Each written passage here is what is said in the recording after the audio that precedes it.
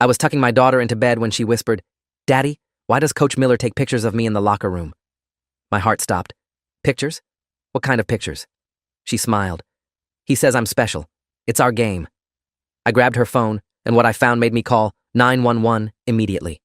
The words hung in the air like smoke after a gunshot. I was frozen there, one hand still holding the corner of her butterfly-patterned comforter, the other gripping the edge of her mattress hard enough that my knuckles went white.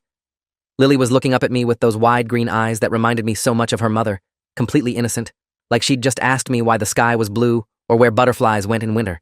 She was 9 years old, 9, and she'd just said something that made every atom in my body scream that something was catastrophically wrong. I forced my voice to stay calm, even though my pulse was hammering in my ears. "What kind of pictures, sweetie?" "The ones where I'm getting ready for practice," she said, still smiling that trusting smile that was about to haunt my nightmares for months. "He says I'm going to be a star swimmer and he needs to track my progress. He has a special folder just for me on his phone." My stomach dropped so fast I thought I might vomit right there on her bedroom floor. I managed to keep my expression neutral, managed to kiss her forehead and tell her we'd talk more in the morning, managed to walk out of her room on legs that felt like they were made of water.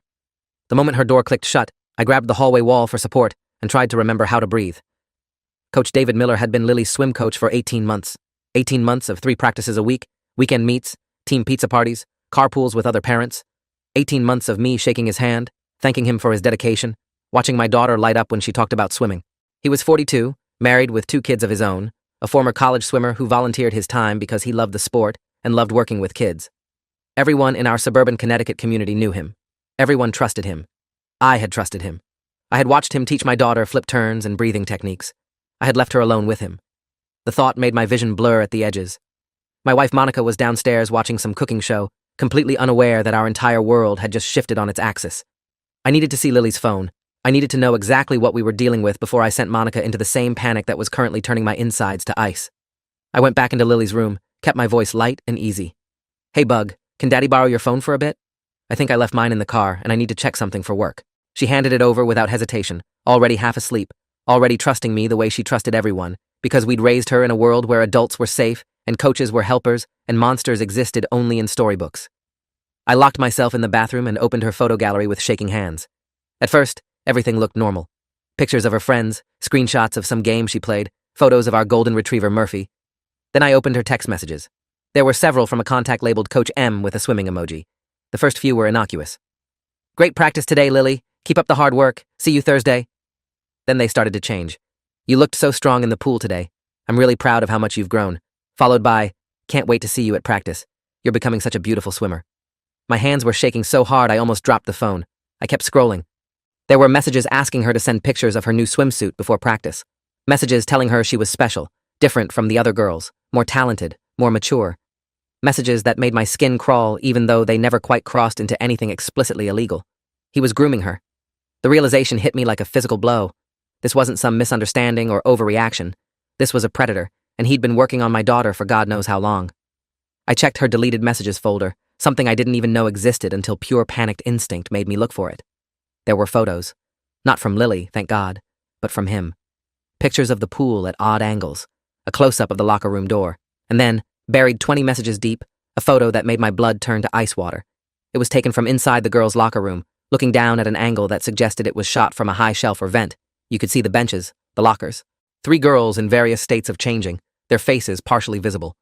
One of them was Lily. I ran to the toilet and threw up everything in my stomach. Then I sat there on the cold tile floor, phone clutched in my hand, trying to process what I was seeing. This man had been inside the girls' locker room with a camera. This man had been photographing children, including my child, in a place where they thought they were safe and private. This man had been sending my 9-year-old daughter messages designed to make her feel special, to isolate her, to prepare her for God knows what next step in his sick plan.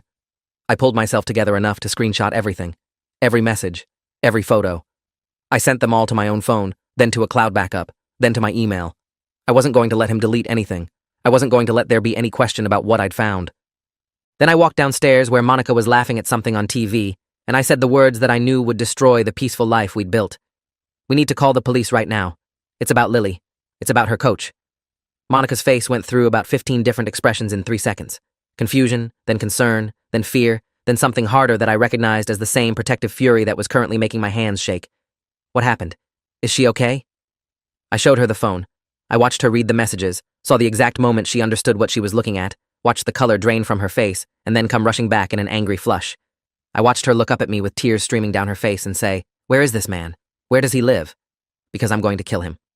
I called 911 at 9:38 p.m. on a Thursday in October. The dispatcher asked me to describe the emergency, and I said, "I found evidence that my daughter's swim coach has been photographing her and other children in the locker room and sending her inappropriate messages. I need someone here now." The dispatcher's tone changed immediately, became sharper and more focused. She asked me to stay on the line, asked if my daughter was safe, asked if the suspected perpetrator had access to her now. "No," I said. "She's asleep upstairs. He's not here. But I have photos, I have messages, I have evidence on her phone, and I need someone to collect it before anything happens to it." 2 patrol officers arrived within 12 minutes. Officers Kevin Brennan and Jessica Liu, both probably in their early 30s, both immediately serious when I explained what we'd found. They sat at our dining room table while I showed them Lily's phone, walked them through the messages and photos. Officer Liu took notes in a small black notebook, while Officer Brennan photographed the phone screen with his own device. They asked careful questions. How long had Lily been in swimming? How long had this coach been messaging her? Had we noticed any changes in her behavior? Had she ever come home upset or reluctant to go to practice? That last question hit me like a punch, because suddenly I was remembering things I'd dismissed. 3 weeks ago, Lily had said she didn't want to go to practice, said her stomach hurt. I'd told her she was fine, that she was probably just nervous about the upcoming meet, that she needed to push through. 2 months ago, she'd asked if she could switch to the morning practice group instead of afternoon. I'd said no because of my work schedule, because afternoon was more convenient for our family. Last month, Monica had mentioned that Lily seemed quieter than usual, less excited about swimming. We'd chalked it up to school stress, to normal kid mood swings, to anything except the truth that a grown man had been systematically manipulating our daughter. Officer Brennan called someone on his radio, used codes I didn't understand, said something about SVU and a detective, Special Victims Unit. The words made it real in a way that nothing else had. This wasn't just something creepy that we could handle ourselves. This was a crime. This was serious enough that they had a whole unit dedicated to it. A whole system designed to process exactly this kind of evil. Within the hour, a detective arrived. Detective Angela Foster, maybe 50 years old, with short gray hair and eyes that had seen too much, but still managed to be kind. She introduced herself, shook our hands, sat down at our dining room table like we were about to discuss something normal instead of the worst night of our lives. Detective Foster had 23 years with the department, she told us, 17 in special victims. She'd handled hundreds of cases like this. The way she said it, hundreds of cases like this, made me want to scream because how were there hundreds of cases like this? How many predators were out there hiding in plain sight as coaches and teachers and mentors? She asked to see the phone, and I handed it over, watched her scroll through the messages with an expression that never changed, professional and controlled. She pulled out an evidence bag, asked permission to take the phone for processing. "We'll get everything documented," she said. "Photos, message logs, metadata showing when things were sent and received. This is good evidence. You did the right thing calling us immediately." She asked if we'd confronted the coach yet, and I said no. I found this 20 minutes before I called you. "Good," she said again. "Don't contact him. Don't tell anyone else about this yet, except other parents, if you know for certain their children are also on the team. We need to move quickly before he has any chance to destroy evidence on his end." She asked about the swim club, about how many kids were on the team, about whether we knew if any other parents had concerns. There were 16 kids total in Lily's practice group, I told her, all girls ages 8 to 11. The swim club was part of the local community center, a program that had been running for years with nothing but glowing reviews. Detective Foster made several phone calls right there from our dining room. I heard her talk about search warrants, about coordinating with the community center administration, about getting tech forensics on Miller's phone and computer. She told us that they'd need to interview Lily, but it would be done by a specially trained child forensic interviewer at the Children's Advocacy Center, not at the police station. They'd need to do it soon, probably tomorrow, before memories faded, or before she talked to other kids who might influence what she remembered. She asked if we'd be okay with that, and what else were we going to say except, yes, of course, whatever you need. If you are enjoying this story already, please subscribe to see more stories like this. Monica asked the question I'd been afraid to voice. "Do you think he hurt her? Physically, I mean?" Detective Foster's expression softened slightly. "Based on what you've shown me," she said carefully, "this appears to be grooming behavior and voyeuristic photography. That doesn't mean it couldn't have escalated or won't escalate, which is why we're treating this as an urgent matter. We'll have a medical examination done as part of the investigation if you consent, just to be thorough." The way she said it, so clinical and matter-of-fact, somehow made it worse. This was protocol for them. Child predators were so common that they had established procedures, standard steps, routine processes for dealing with it. After Detective Foster left with Lily's phone sealed in an evidence bag, Monica and I sat in our living room in silence. It was almost midnight. Our daughter was asleep upstairs, dreaming whatever innocent dreams 9-year-olds dream, completely unaware that her parents were sitting in the dark, trying to process the fact that someone had violated her trust, her safety, her childhood. I kept replaying the messages in my head, kept seeing that photo of the locker room, kept thinking about all the times I'd dropped her off at practice and driven away without a second thought. What kind of father was I? What kind of parent missed this? Monica seemed to read my mind because she grabbed my hand and said, "This is not our fault. We couldn't have known. He's been doing this for years, probably, and no one caught him because he's good at hiding it. That's what predators do.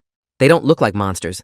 They look like nice coaches who volunteer their time and buy pizza for the team and send encouraging texts to the kids." I knew she was right, but it didn't make the guilt any less crushing. I had one job, one fundamental responsibility as a father, and that was to keep my daughter safe. I had failed. Friday morning came too fast. We woke Lily up gently, sat her down at the kitchen table with her favorite cereal, and told her that we needed to talk about Coach Miller. Her expression changed immediately, went from sleepy and relaxed to guarded and worried. "Am I in trouble?" she asked, and I felt my heart break into smaller pieces. "No, baby," Monica said. "You're not in trouble at all. But we need to ask you some questions about the coach and about the pictures he's been taking." Lily's eyes filled with tears, and she said something that made me understand just how deep this manipulation went. He said it was our secret. He said if I told anyone, I'd get kicked off the team and everyone would be mad at me. We spent the next 20 minutes very carefully asking questions without leading her, trying to understand what had happened without making her feel interrogated. She told us that Coach Miller started the special photography sessions about 6 months ago. He said he was documenting the progress of his most talented swimmers, that it was a technique used by Olympic coaches. He had her come in early before practice sometimes, took photos of her practicing different strokes, told her she was going to be a champion someday. Then he started taking photos in the locker room, said he needed before and after comparisons to see how swimming was changing her body, making her stronger and more athletic. The way she explained it, so earnest and confused about why we were upset, made me want to find David Miller and throw him off a bridge. He'd convinced her this was normal. He'd convinced her this was an honor, something special reserved for the best swimmers. He'd told her not to mention it to other kids because they'd be jealous, told her not to tell her parents because they wouldn't understand the technical aspects of competitive swimming training. Every word out of her mouth was textbook grooming, and I'd missed every single sign. At 10 a.m., we drove to the Children's Advocacy Center, a building designed to look friendly and non-threatening, with colorful walls and comfortable furniture and toys in the waiting room. A woman named Dr. Patricia Thornton met us, introduced herself as a licensed clinical psychologist with specialized training in child forensic interviews. She was maybe 60, with kind eyes and a gentle voice that immediately put Lily at ease. She explained to Lily that they were going to have a conversation about swimming and Coach Miller, that it wasn't a test, and there were no wrong answers, that she just wanted to hear about Lily's experiences in her own words. Monica and I waited in an observation room where we could watch through a one-way mirror. Detective Foster was there too, along with another detective I didn't recognize who she introduced as Detective Raymond Torres, her partner on the case. We watched Dr. Thornton talk to our daughter, watched Lily slowly open up about the photos and the messages and the special attention. She talked about how Coach Miller told her she was mature for her age, how he said she understood things other kids didn't, how he gave her extra coaching time that the other girls didn't get. She talked about how he'd asked her questions about whether she'd started developing yet, whether boys at school had noticed her, whether she felt more grown up than her friends. Every word was another knife in my chest. Monica was crying silently next to me, tears streaming down her face as she gripped my hand hard enough to leave marks. Detective Torres was taking notes, his jaw tight with what I recognized as controlled anger. "This is all recorded," Detective Foster said quietly. "Everything she's saying is documentation we can use. She's very credible, very consistent. This is good testimony." The way she said good testimony made me realize we were building a legal case, that this was going to court, that my daughter was going to have to tell these stories again to prosecutors and possibly to a jury. The thought made me sick. The interview lasted 90 minutes. When it was done, Dr. Thornton brought Lily out to us, and she immediately collapsed into Monica's arms, crying in a way I hadn't seen since she was a toddler. We held her and told her she was so brave, so strong, that she hadn't done anything wrong, that we loved her more than anything in the world. Dr. Thornton asked to speak with us privately, and we left Lily with a victim advocate who had books and puzzles set up in a side room. In Dr. Thornton's office, she told us what we already knew. "Your daughter has been sexually exploited through grooming and voyeuristic photography. Based on what she's disclosed, there's been no physical contact, but the psychological manipulation has been extensive and sophisticated. She's going to need therapy, ongoing support, and careful monitoring." We scheduled a medical examination for that afternoon, more for thoroughness than because anyone expected to find physical evidence. The pediatrician who conducted it was Dr. Samuel Reeves, another specialist who'd done hundreds of these exams. He was professional and kind, explained everything to Lily beforehand, made sure she understood that he was just making sure she was healthy. The exam found nothing concerning, which was simultaneously a relief, and not a relief at all because the violation had still happened, just in a different way. The photos existed. The messages existed. The manipulation existed. The absence of physical abuse didn't make any of it less real or less damaging. While we were dealing with the medical exam, Detective Foster and Detective Torres were executing search warrants. They'd gotten judicial approval overnight to search David Miller's home, his car, and his personal electronic devices. They'd also coordinated with the community center to seize his work computer and any photography equipment stored in his office there. By Friday afternoon, I got a call from Detective Foster with an update that made my hands start shaking all over again. "We found extensive evidence," she said. "Multiple devices with organized folders containing images of children from the swim team. Hidden cameras we believe he planted in the locker room. Chat logs with other individuals trading similar content. This is much bigger than just your daughter." The words "chat logs with other individuals trading similar content" echoed in my head. He wasn't just a lone predator. He was part of a network. He was actively sharing images of children, possibly including my daughter, with other pedophiles. The scale of it was overwhelming. Detective Foster said they were working with federal authorities now because the evidence suggested interstate transmission of illegal content, which made it a federal crime. The FBI had a whole task force dedicated to this. They were going to make sure David Miller never saw the outside of a prison again. That evening, Detective Foster asked if we'd be willing to help notify other parents whose children might be affected. They'd identified 8 children, including Lily, who appeared in Miller's photograph collection. 8 families who were about to have their worlds destroyed the same way ours had been. Monica and I talked about it and decided yes, we had to help. These were families we knew, kids Lily had playdates with, parents we'd carpooled with. They deserved to know, and they deserved to hear it from someone who understood what they were about to go through rather than from a cold police notification. We started making calls Friday night. Each conversation was its own nightmare. "Hello, this is Lily's dad. I need to talk to you about something serious regarding the swim team." Watching their voices change from friendly and curious to confused to horrified. Hearing them call their children into the room, hearing the same questions we'd asked Lily, hearing the same devastating answers. By the end of the night, 6 out of 8 families knew. All of them were preparing to take their daughters for forensic interviews. All of them were trying to process the fact that a man they'd trusted had been systematically exploiting their children. The community center issued a statement Saturday morning announcing that Coach Miller had been suspended pending an investigation into serious allegations. Within hours, the local news picked up the story. Prominent local swim coach under investigation for child exploitation. My phone started ringing off the hook. Other parents who hadn't been directly contacted by police but whose kids were on the team. Neighbors who'd seen the news. My boss calling to say, "Take whatever time you need." Monica's mother calling from Florida in hysterics, demanding to know if Lily was okay. The violation became public, became gossip, became something people talked about at the grocery store and debated on community Facebook groups. Sunday morning, David Miller was arrested at his home. Detective Foster called to tell us it had happened, that he was being held without bail on multiple counts of child pornography production and distribution, voyeurism, and endangering the welfare of a child. His wife had apparently had no idea, Detective Foster said. "She's devastated and cooperating fully. The kids have been temporarily placed with relatives." I felt a complicated mix of satisfaction that he was in custody and rage that he was still breathing. Monica asked if we could attend the arraignment, and Detective Foster said yes, it was public record, but warned us it might be difficult to hear the charges read aloud. We went anyway. Monday morning at 9 a.m. in Superior Court, we sat in the gallery with 3 other families whose daughters had been victimized. David Miller was brought in wearing an orange jumpsuit and handcuffs, looking smaller and grayer than I remembered. The prosecutor was a woman named District Attorney Catherine Price, 40-something with a reputation for aggressive prosecution of sex crimes. She stood up and read the charges in a clear, firm voice. 38 counts of illegal production of child pornography. 26 counts of distribution of child pornography, 16 counts of voyeurism, 8 counts of endangering the welfare of a child, 8 counts of second-degree sexual exploitation of a minor. The numbers were staggering. Each count represented a separate incident, a separate violation, a separate moment when this man had consciously chosen to harm a child. His lawyer, a public defender who looked like he wished he was anywhere else, tried to argue for bail. Miller has ties to the community, no prior record, a family who needs him. DA Price shot back immediately. He has ties to dozens of children he's been systematically exploiting for years. He has extensive evidence of contact with other predators in multiple states. He is an extreme flight risk and a danger to every child in this community. The judge agreed. Bail denied. Remanded to custody. Miller's face crumpled, and I felt absolutely nothing except cold satisfaction. The investigation kept expanding. Detective Foster kept us updated as they uncovered more evidence. They'd found Miller's hidden cameras had been active for at least 3 years, meaning dozens of children had been filmed without their knowledge or consent. They'd found evidence that he'd been grooming a newer, younger swimmer, a 7-year-old girl who'd just joined the team that fall. They'd found chat logs where he discussed his tactics with other predators, shared advice on how to gain trust, how to normalize inappropriate behavior, how to select vulnerable targets. Reading the excerpts that Detective Foster shared made me physically ill. These people talked about children like they were objects, like they were prey, with casual callousness that defied comprehension. Lily started therapy the following week with a trauma specialist named Dr. Rebecca Landon, who worked specifically with child victims of sexual exploitation. 3 times a week, Monica or I would drive her to this office with the comfortable chairs and the art supplies and the toys designed to help kids process experiences they were too young to fully understand. Dr. Landon told us that Lily was showing signs of complex trauma, that she was struggling with guilt and shame even though intellectually she understood she hadn't done anything wrong. Children blame themselves, Dr. Landon explained.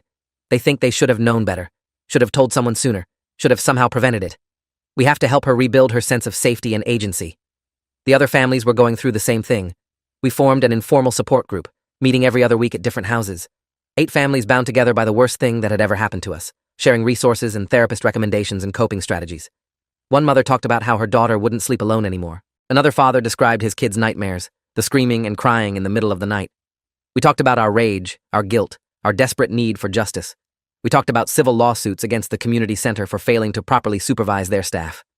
We talked about going to every single parole hearing for the rest of our lives if necessary to make sure David Miller never got out. The preliminary hearing was set for 6 weeks after the arrest. D.A. Price met with all 8 families beforehand to prepare us for what the defense might argue, what evidence would be presented, what we might hear about our children. Some of the photos will be described in court, she warned us. Not shown in open court, but described in detail for the record. The defense is going to try to argue that Miller was just documenting athletic progress, that the photos were innocent, that the hidden cameras were for security purposes. We need to be ready for them to victim blame, to suggest the children misinterpreted his intentions, to paint him as a dedicated coach whose actions were misunderstood. I wanted to punch holes in the walls. How do you misinterpret hidden cameras in a children's locker room? How do you innocently explain thousands of images categorized and organized and shared with other predators? D.A. Price put her hand on my shoulder and said, I know it's enraging. But we have overwhelming evidence. We have forensic proof. We have the devices. We have the chat logs. We have testimony from 8 credible witnesses. He's not walking away from this. Trust the process. The preliminary hearing lasted 3 days. Expert witnesses testified about the content of the seized devices. A forensic computer analyst named Thomas Whitmore explained how Miller had used encryption and hidden folders, how he'd attempted to delete evidence when he knew he was under investigation, how data recovery had found thousands of deleted images. A child psychologist named Dr. Helen Garrison testified about grooming patterns, about how Miller's messages and behavior fit textbook predatory methodology. The community center's director testified about hiring practices, about how background checks had shown nothing because Miller had never been caught before. Detective Foster took the stand and walked through the entire investigation timeline. She presented the evidence methodically, professionally, with none of the emotion I knew she must be feeling. She described finding the hidden cameras, explained the sophisticated network of predators Miller had been communicating with, outlined the scope of the exploitation. The defense attorney tried to poke holes in the chain of custody, tried to suggest the forensic analysis was flawed, tried to argue that some of the images could be interpreted innocently. D.A. Price destroyed every argument with documented evidence and expert testimony. On the 3rd day, the judge ruled that there was probable cause to proceed to trial on all counts. The trial date was set for 4 months out, which felt both too far away and too soon. 4 months of waiting, of Lily continuing therapy, of our family trying to function while this hung over us. 4 months for David Miller to sit in jail and think about what he'd done, though I doubted he was capable of real remorse.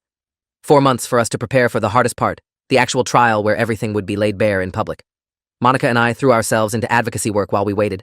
We started pushing for policy changes at the community center and at schools throughout the district. We wanted mandatory 2-adult rules, meaning no coach or teacher was ever alone with a child. We wanted regular independent safety audits. We wanted comprehensive background checks that included social media screening and references from multiple previous employers. We wanted training for staff and parents about recognizing grooming behavior. We wanted children educated about appropriate boundaries in age-appropriate ways. We met with school board members, with town council representatives, with the director of parks and recreation. Some of them were immediately receptive, horrified by what had happened, and eager to prevent it from happening again.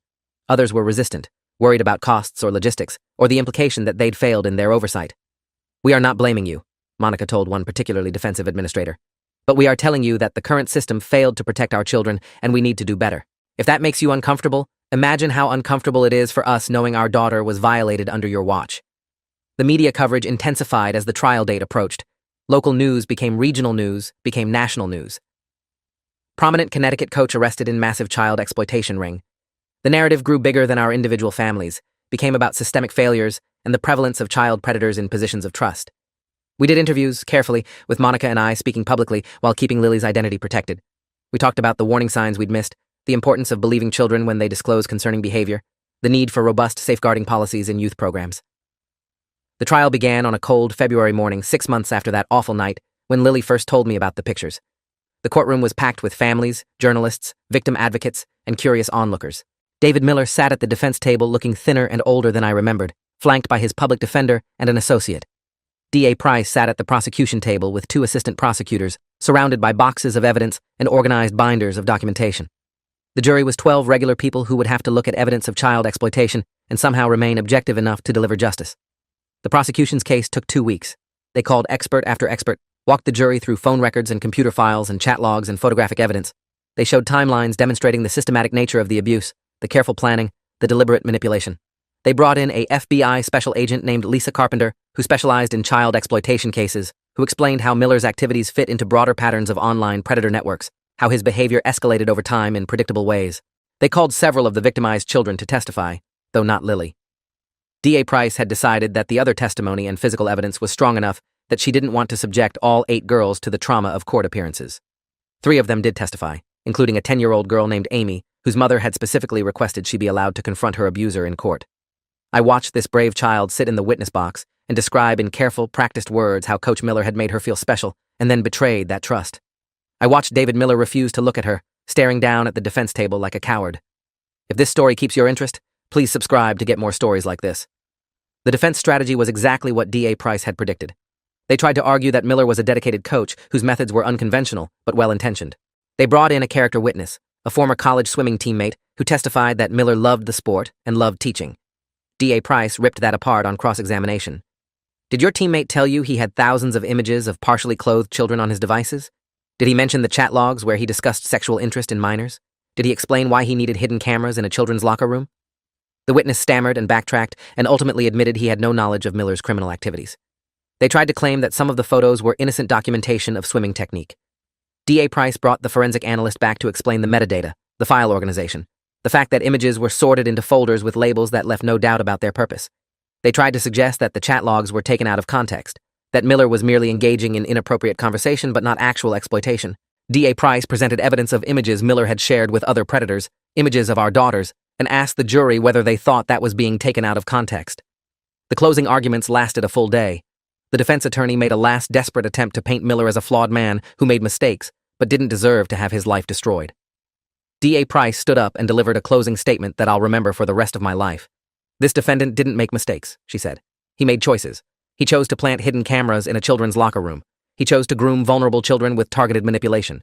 He chose to produce and distribute child pornography. He chose to prioritize his predatory desires over the safety and well-being of children whose parents trusted him. Those aren't mistakes. Those are crimes, and they deserve consequences. The jury deliberated for 6 hours. 6 hours of sitting in the courthouse hallway with the other families, drinking bad coffee, and trying not to think about what would happen if they somehow came back with not guilty verdicts. 6 hours of Detective Foster trying to reassure us that the evidence was overwhelming, that the jury would do the right thing. 6 hours of praying to whatever God might be listening that justice would actually be served for once. When the bailiff called us back into the courtroom, my heart was hammering so hard I thought everyone could hear it. The jury filed in, none of them making eye contact with the defense table, which Detective Foster whispered was a good sign. The judge asked if they'd reached a verdict. The foreperson, a middle-aged woman who'd taken copious notes throughout the trial, stood up and said they had. On all counts. Guilty on all 38 counts of illegal production of child pornography. Guilty on all 26 counts of distribution. Guilty on all 16 counts of voyeurism. Guilty on all 8 counts of endangering the welfare of a child. Guilty on all 8 counts of sexual exploitation of a minor. 96 guilty verdicts. I heard someone behind me start crying, heard the collective exhale of relief from all the families who'd been holding their breath for months. David Miller's face went white. His lawyer put a hand on his shoulder, but he shrugged it off, staring straight ahead at nothing. The sentencing hearing was scheduled for 3 weeks later. D.A. Price told us she was going to ask for the maximum sentence on every count, to be served consecutively rather than concurrently. She wanted to make sure that even with good behavior and parole considerations, David Miller would spend the rest of his natural life in prison. The families were allowed to submit victim impact statements, and all 8 of us wrote letters describing what this had done to our children, our families, our sense of safety in the world. I wrote mine at 2 a.m. when I couldn't sleep, when Monica was passed out from exhaustion and Lily was finally sleeping through the night for the first time in weeks. I wrote about the therapy sessions and the nightmares and the way my daughter flinched when men she didn't know spoke to her. I wrote about the guilt that gnawed at me constantly, the what-ifs and should-haves that circled in my head like vultures. I wrote about the hours of research I'd done on sex offender registries and recidivism rates, about the statistics showing that most predators had multiple victims before they were ever caught. I wrote about my rage at a system that had allowed this to happen, that had missed so many warning signs, that had left our children vulnerable to a monster in Coach's clothing. At the sentencing hearing, D.A. Price read excerpts from our impact statements aloud. She described the ongoing trauma, the therapy costs, the loss of innocence that could never be recovered. She presented evidence of Miller's lack of remorse, pointing to jailhouse communications where he'd complained about his treatment and blamed the parents for overreacting. She asked the judge to consider the full scope of his crimes, the calculated nature of his predation, the likelihood that he would reoffend if ever given the opportunity. The judge was a woman named Honorable Susan Blackwood, maybe 65, who'd been on the bench for 30 years. She listened to everything, read the full impact statements herself, reviewed the evidence one more time. Then she looked directly at David Miller and said something I'll never forget. You were given a position of trust, and you weaponized it against the most vulnerable members of our community. You took children who looked up to you, who admired you, who wanted to learn from you, and you exploited them for your own gratification. You don't deserve mercy. You don't deserve a second chance. You deserve to spend every remaining day of your life behind bars thinking about the damage you've done. She sentenced him to 25 years on each production count, 15 years on each distribution count, 10 years on each voyeurism count, and 15 years on each exploitation count, all sentences to run consecutively. The total added up to more than 900 years. Realistically, with the way sentencing worked, he'd serve a minimum of 85 years before being eligible for parole. David Miller was 43 years old. He would die in prison. The thought filled me with cold satisfaction. After the sentencing, the families gathered outside the courthouse. Reporters wanted statements, and Monica gave one, speaking clearly and firmly into the cameras. Today, our daughters got justice, she said. But justice doesn't undo the harm. It doesn't erase the trauma. What we need now is prevention. We need systems that protect children before they're victimized, not just punishment after the damage is done. We need parents and educators and coaches to understand grooming behaviors and report concerns immediately. We need children to know they can speak up about uncomfortable situations without fear of being blamed or disbelieved. If our nightmare can prevent even one other family from going through this, then maybe some tiny bit of good can come from something so terrible. The civil lawsuit against the community center took another year to resolve. We weren't doing it for money, though the settlements would help cover therapy costs and college funds for kids whose childhoods had been stolen. We were doing it to force institutional change. The lawsuit alleged negligent supervision, failure to implement basic safeguarding policies, and inadequate background screening processes. The community center's insurance wanted to settle quietly, but we refused. We wanted public acknowledgement of their failures. We wanted court-ordered policy changes that would be monitored and enforced. We got both. The settlement included $150,000 for each family and mandatory implementation of comprehensive child protection policies overseen by an independent child safety consultant for 5 years. The community center had to implement the 2-adult rule, install security cameras in common areas with footage reviewed randomly by outside auditors, conduct annual safety training for all staff and volunteers, and create a child safety committee with parent representatives who had oversight authority. Other youth programs in the district voluntarily adopted similar policies after seeing the lawsuit results. Lily's healing was slower and more complicated than any legal process. 2 years after that horrible Thursday night, she was doing better, but not okay. She'd switched to a different sport entirely, choosing tennis because it was individual rather than team-based, because she could have private lessons with a female coach that Monica or I always attended. She was in therapy twice a week still, working through trust issues and body image struggles and anxiety that manifested in ways we hadn't expected. She'd become hyper-vigilant about privacy, refusing to change in locker rooms even at school, insisting on bathroom stalls with doors that locked fully, panicking if anyone picked up her phone or tablet without permission. Dr. Landon told us this was normal, that trauma responses weren't linear, that some days would be better than others. She's building new neural pathways around safety, Dr. Landon explained. Right now her brain is telling her that authority figures are dangerous, that privacy violations are inevitable, that she needs to be constantly on guard. We're helping her learn to distinguish between safe people and unsafe people, to recognize warning signs while not living in constant fear. It's a process that will take years, maybe a lifetime. But she's strong, and she's resilient, and she has parents who believe her and support her. That matters more than you know. Monica and I were in couples therapy ourselves, working through our own trauma responses and the ways this had affected our marriage. We'd gone through periods of blaming each other, of vicious fights about who should have noticed what, of paranoia that made us question every teacher and coach and babysitter. We'd had nights where one of us would break down crying out of nowhere, triggered by some random thing like seeing a swim meet on TV or hearing about another child abuse case in the news. We'd had moments of such rage that we scared ourselves, fantasies about what we'd do to David Miller if we ever got the chance. The therapy helped us understand that trauma doesn't just affect the direct victims. It ripples outward, affecting everyone who loves them, everyone who failed to protect them, everyone who shares responsibility for creating the systems that allowed it to happen. We learned to communicate better, to recognize each other's triggers, to give each other grace when the grief and anger became overwhelming. We learned that healing wasn't about going back to who we were before, because those people didn't exist anymore. It was about building new versions of ourselves that could hold both the trauma and the hope for something better. 3 years after David Miller's sentencing, I got a call from Detective Foster. She'd moved to a different unit but still kept tabs on the case. She wanted me to know that federal authorities had used evidence from Miller's devices to identify and arrest 23 other predators across 8 states. His chat logs and contact lists had led to one of the largest child exploitation rings ever broken up in the Northeast. Hundreds of children had been identified and were receiving services. Dozens of perpetrators were facing justice. The investigation Miller's arrest triggered probably saved countless kids from future victimization. It should have made me feel better, but mostly it just made me sad. Hundreds of children, 23 more predators. How many were still out there? How many kids were being groomed right now by coaches and teachers and neighbors and family friends? How many parents were making the same mistakes we'd made, trusting too easily, missing the signs, believing that monsters only existed in strangers and not in the people who volunteered to work with kids? Monica and I had become vocal advocates for child protection legislation. We testified before the state legislature about bills requiring background checks for youth program volunteers. We spoke at parent education nights about recognizing grooming behaviors. We worked with organizations like the National Center for Missing and Exploited Children to develop training materials. We did podcast interviews and wrote op-eds and showed up at community meetings whenever youth safety policies were being discussed. It was exhausting and traumatic and necessary. Some people didn't want to hear our message. They thought we were being paranoid, overprotective, trying to criminalize normal adult-child interactions. They said things like, "Not everyone is a predator. You can't just assume the worst about people," or "Kids need to develop independence. You can't hover over them constantly." And they were right that not everyone was a predator. But the problem was that you couldn't tell who was until it was too late. David Miller had been exactly the kind of person these critics told us we should trust. Experienced, credentialed, recommended, beloved by the community. And he'd spent years systematically exploiting children under everyone's noses. 4 years after that Thursday night, Lily asked if she could talk publicly about what happened to her. She was 13 now, in 8th grade, mature enough to understand the implications. She'd been following our advocacy work and wanted to add her voice. Dr. Landon thought it might actually be therapeutic if we did it carefully, if we let Lily control the narrative and the boundaries. So we arranged an interview with a journalist who specialized in ethical reporting on child safety issues, someone who understood trauma-informed interviewing. Lily was nervous, but determined. She sat in our living room with the journalist and Monica and me and talked about what Coach Miller had done, about how he'd made her feel special, and then violated that trust, about the ongoing impact on her mental health and her ability to trust adults.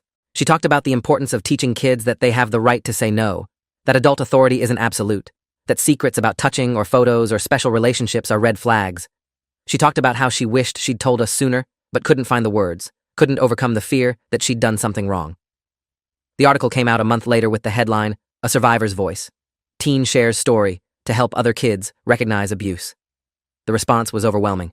We got emails from other survivors, from parents who'd caught predatory behavior because of something in the article, from educators who wanted to bring our message to their schools. Lily got letters from other kids thanking her for being brave, telling their own stories, asking for advice.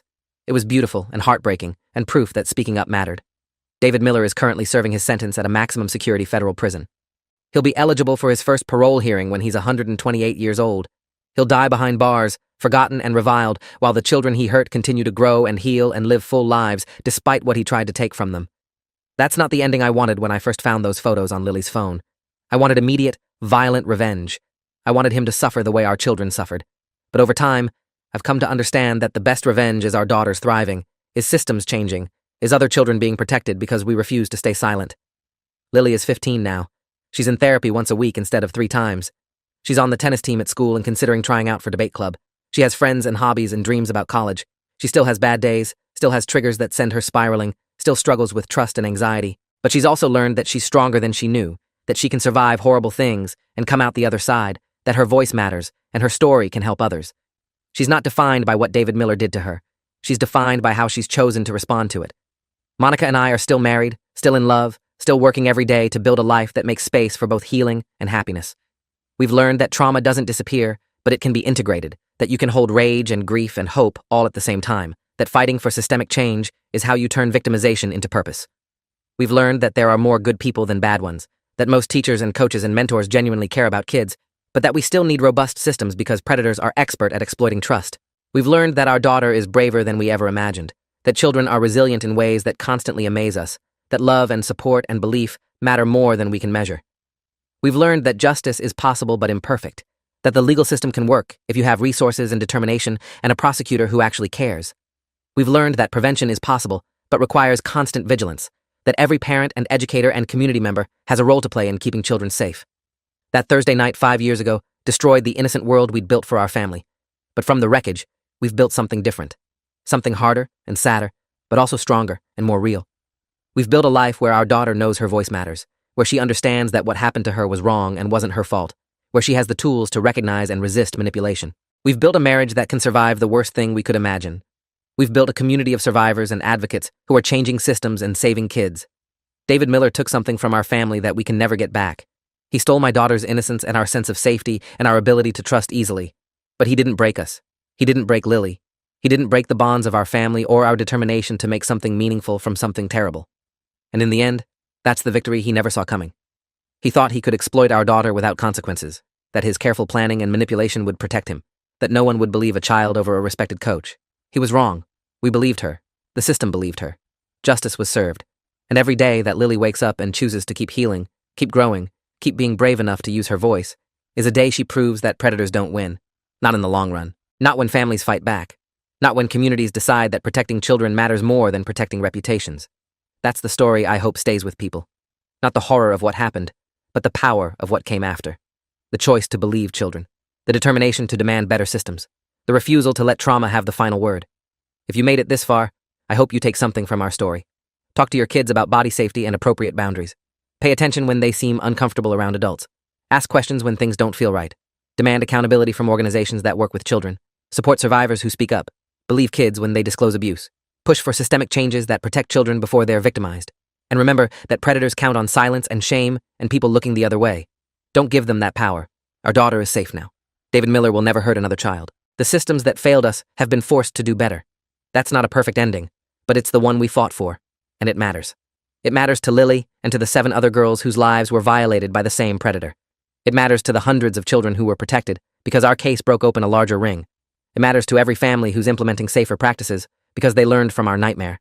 And maybe, if we're lucky, it'll matter to one kid out there who reads this and finds the courage to tell a trusted adult that something doesn't feel right, that someone is making them uncomfortable, that they need help. That would make all of this worth it. Thanks for watching till the end. Make sure to subscribe and like to not miss the next story.